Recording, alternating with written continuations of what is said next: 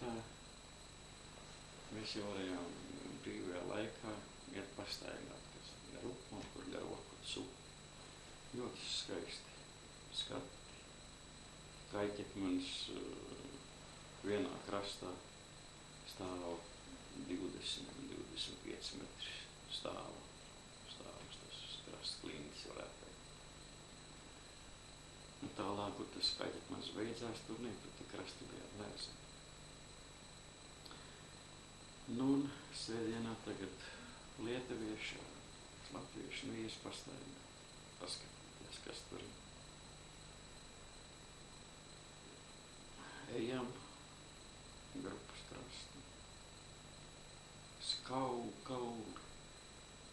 Sakam skatīties, ka izskatās, neesam neviens mediķis, bet izskatās pēc cilvēku kauliem. Vienā, otrā, trešā vietā. Atnākam atpakaļ. Kaimiņos dzīvoja Krievi. Liekas no Pleskavas ar viņu 45. gadā aizsūtīti uz visi ģimeni aizsūtīti uz Vorkutu. Nu, un tagad viņš prasa, kādu izstaigājaties. Mēs tā nekas, tikai tad jocīgi, kas tie pa kauliem. Jums jau var teikt, kas tie pa kauliem. Kā citiem nevar stāstīt. Viņš saka, tie cilvēki kauli. Kā tu zini? Viņš saka, kā ir teiciens, kad mežs ar ausīm, lauks ar acīm. Viņš saka, tad jau bija tā, 45. 6. gadā. Pa 44. gadu nerunājot. Virsnieki dzer, sadzerās, sāk lielīties, kurš labāk var trāpīt ar pistoli. Kā pierādi? No zonas izsauc 5-6 cilvēkus nostādnes, kurš labāk var trāpīt. Saka, tāpēc ar tie kauli tur ir tādi.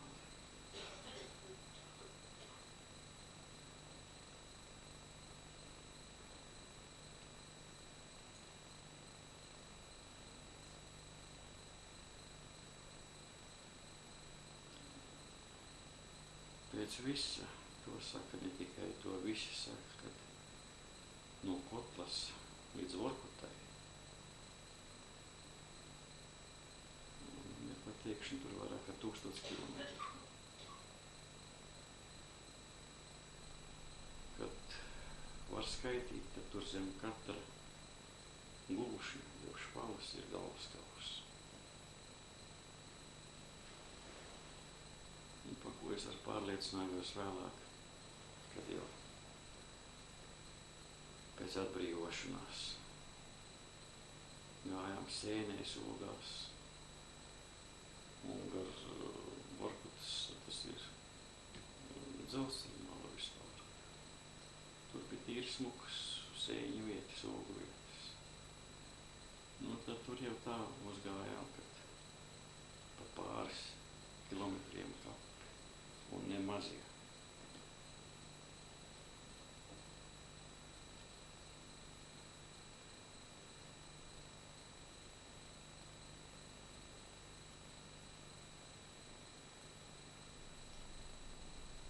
Cik tur ir galvas nolikuši, to man liekas tikai Dievs.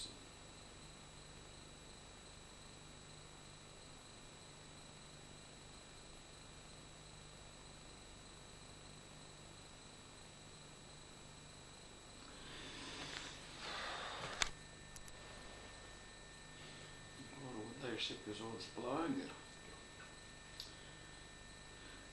Atceros, kad stājās atdevu galvas, kas dabīgi visu lāgeris priecājās. Bija daži krievi, raudāja kā bērni. Ot, mūsu tēs un kas nu būs, mūsu tēs mirsis.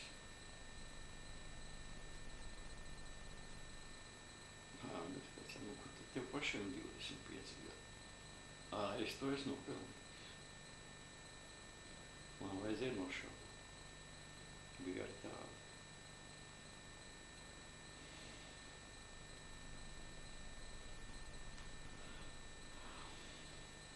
Mūsu lāgeri bija viens anglis. Un vēlāk jau uzzināja dabīgi, kāpēc viņš tur ir. Kad viņš Anglijā ir bijis tīks komunists.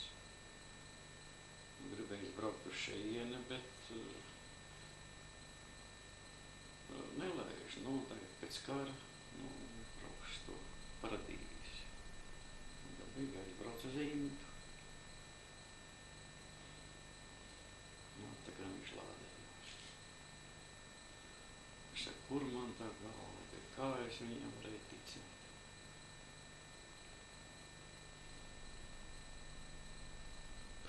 Zviedrs Tamvelius, kas projektēja lielo ūdens torni un kas vēl ir projektējis daudzas mājas laikam. Vai par to kaut kas nav zināms tuvāk? Intā? Jā.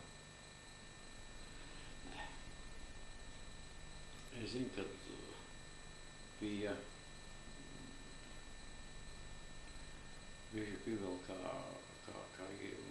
apcietinātais, un arī pēc tam Intas galvenais arhitekts bija Kārkliņš. Bija Padomā, tā nebija nauda līdz un dotas glezna bija. Nebija tik daudz līdzekļu. Un tā palika, un Kārkliņa nedabūja no Kārkliņa gleznām.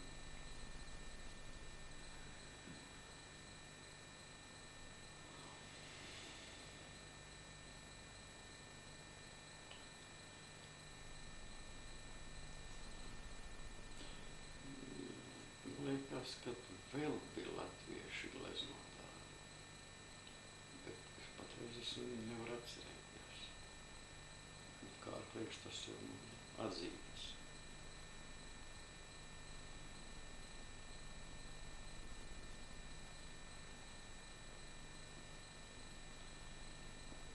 Tur jau vispār tā,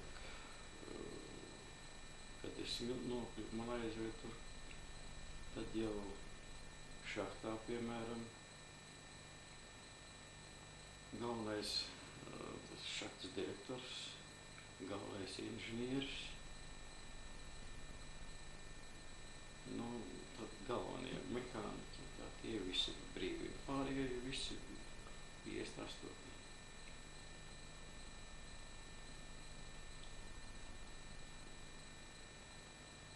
Pat galvenais mērnieks bija Maskavas Krivs.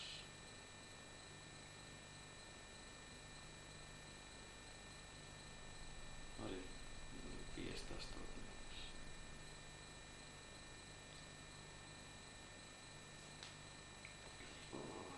Kā saka, Intas kombināta galvenais priekšnieks.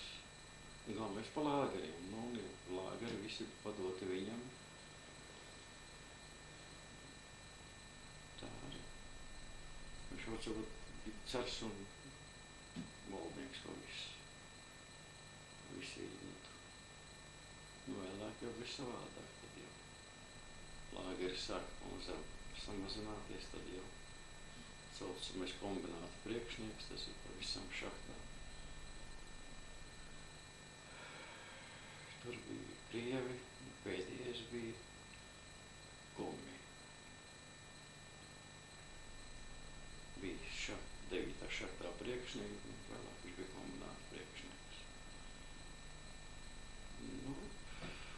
Komiķi, var teikt, arī diezgan nacionāli noskaņot. Zīvis un zvēri, viss, kas bija, varējām labi dzīvot.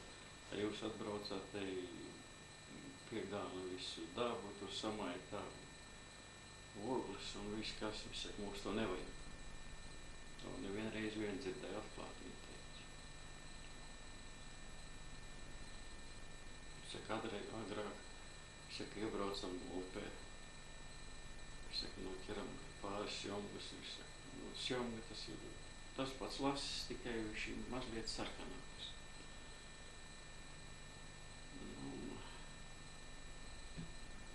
Ikri viss tie viņiem cik vajadzīgs. Briežu gadu.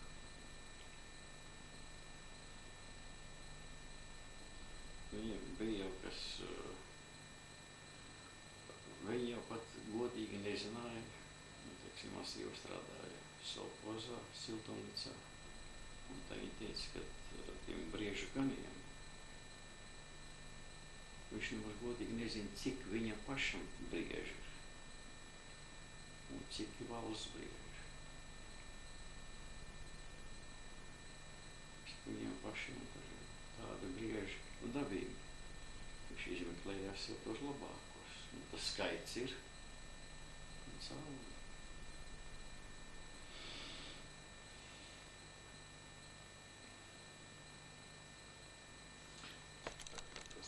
Gintars.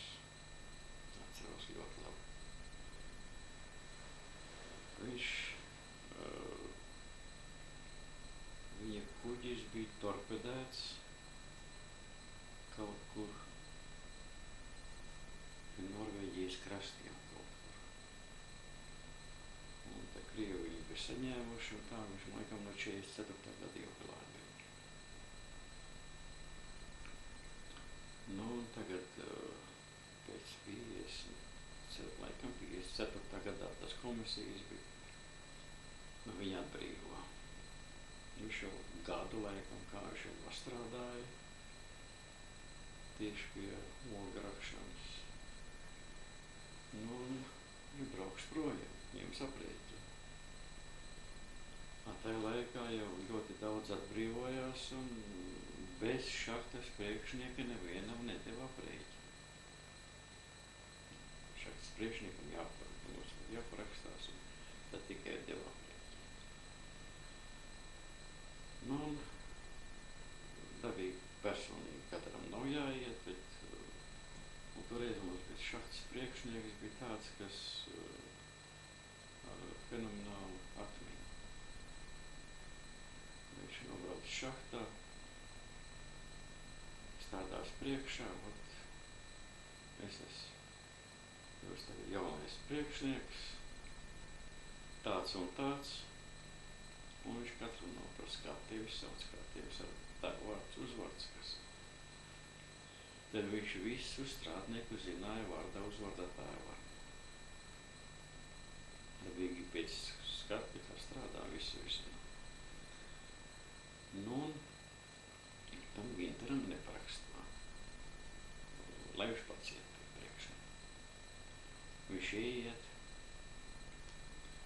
es saka, nu ko, viņš saka, ko tu brauksi projām un tā. Te tev darbs, labi izspējami. Es ko te tevi slikti dzīvā. Viņš saka, ko tu aizbrauksi, ko tev profesijas nav, ko.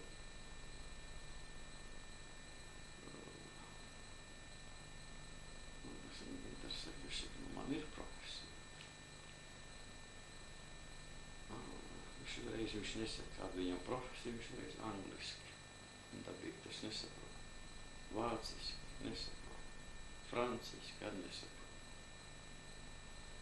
Reiz viņš kas viņam patīk. Tas jau saprot, kad ir darīšana ar cilvēku, kas augstākām aprindām, varētu teikt.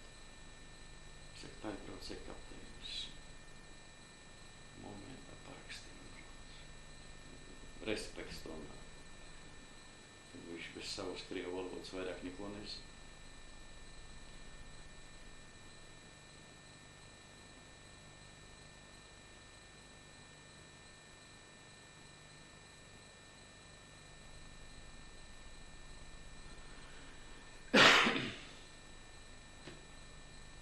Jā. Tur bija visādi vīri.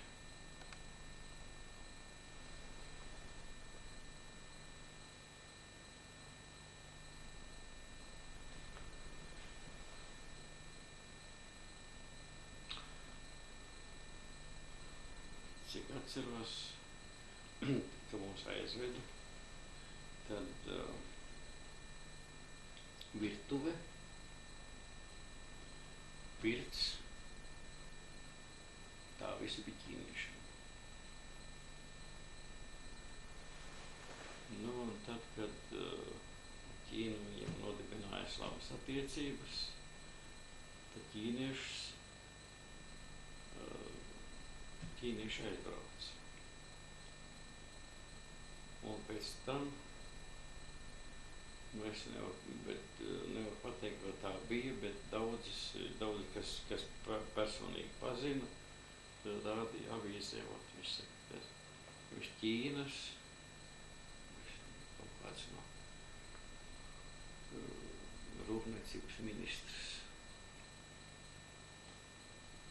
kas rindā sēdēja lāgeri, tika apakaļ uz Ķīnu.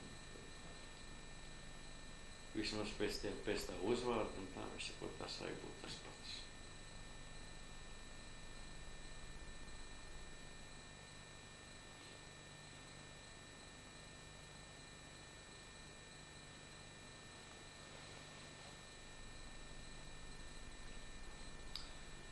Mums lāgera priekšnieks bija, neatceros uzvārdu, pulkvedis. Un lāgerī sēdēja, 25-gadnieks, arī krievu pulkvedis. Abi kopā karojuši. Un tā, tur tikai vēlāk tā, kā saka, uzzināja, ka labi draugi bijuši. Viens ticis aiz drātiem, bet otrs ar projām ziemeļos, ka lāgera priekšnieks.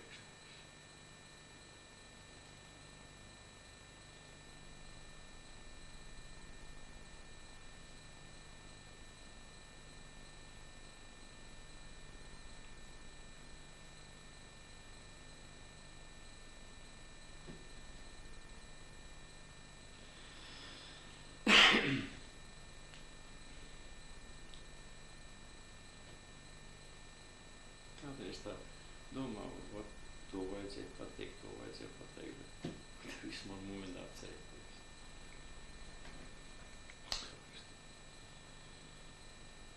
Bet tur, kur lādēja ogles vagonos, jo tur strādāja latvieši, nu, kas pirms viņiem bija strādājuši, uzzināja, tad darīja ko? Zināja jau, uz kurien tie vagoni iet, ogles. Un bija vietas uz Ļeņingradu varēja sūtīt. Arī, laikam, uz zināmu fabriku. Jo Ļeņingradu jau tur uz vairākām portuvēm garāk. Bet uz vienu noteikti sūtīja. Un tad vēl uz kādām tām vietām. Es par nezinu, es pie sūtīšanas nebiju. Tad lādējot ogles vagonā, vēstuļu paku, visiem papīros. Tas sprākstils bija tāds, vispirms jau tādā papīrī, kas nesmierējās, vai ne? Un tad sprākstilu iesaņojumā, tas bija parafīna, tāds taukots, lai nesamir. Iesējam, tad piesita pie vagona sāniem, ogles virs jau neizir. Un tās vēstules, kas gāja uz vienu vietu, tās visas tika saņemtas. Viss. Un bija tāds gadījums, kad saņem vēstuli, nu vēlāk jau rakstīja arī, spridzinātāji šādi, tie arī brīvi, bet arī izsūtītie, ļoti daudz ukraiņu lasovieši, kad visādi bija. Bet visi bija izsūtītie, viņiem pastāvīgi bija arī izstrēļas. Neapvainājāmies, nekur viņi nevarēja tikt. Tad caur tiem kādreiz rakstīja viņu savu vārdu.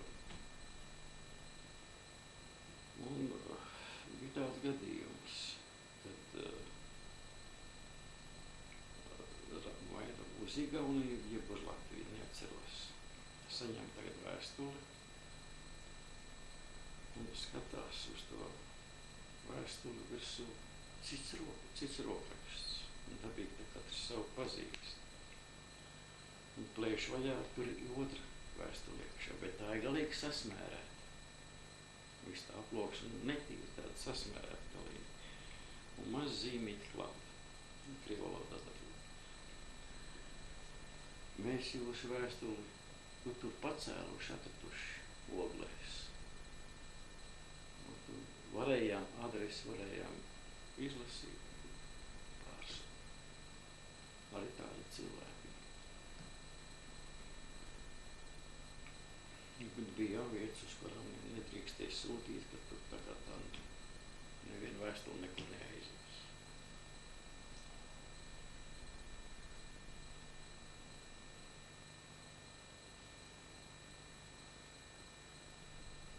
Un vēlāk jau, kas sāk atbrīvoties, kas jau ir 44.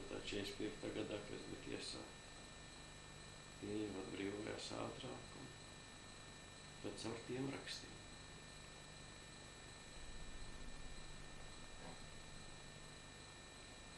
Es nezinu, kā tiem brīvajiem, bet lāgeri tiem visi nāca caur cenzūru.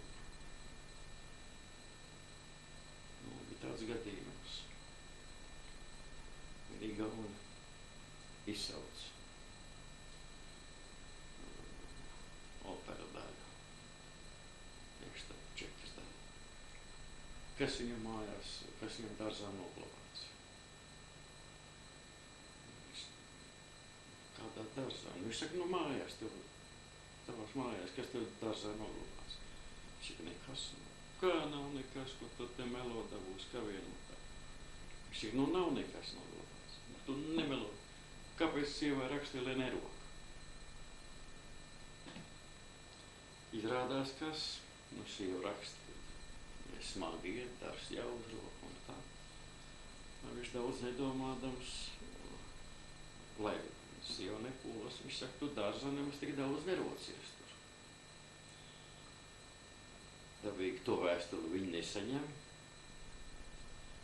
bet atbrauc 2 smagās mašīnas ar armiju un visu dārzu pāro krustā pa šķērsām. Dabīgi neko neatrod, jo tur nekas nav bijis noglabāts. Viņš saka, kāpēc tu rakstīji? Rakstīji tāpēc, lai sieva nepūlas tik daudz.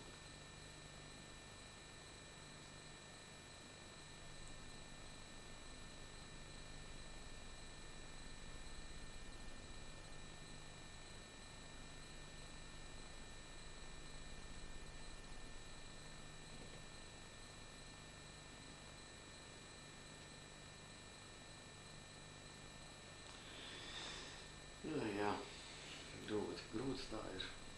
Es saku uz jautājumiem tā. Tad viņš jau tu noteikti ir aizgājis. Seci, ka viņu piedalījis. Vēl jau tur šaunu mēs. Es praktiski varu atslēgt durvis. Jā, kungs jau var ir, jā.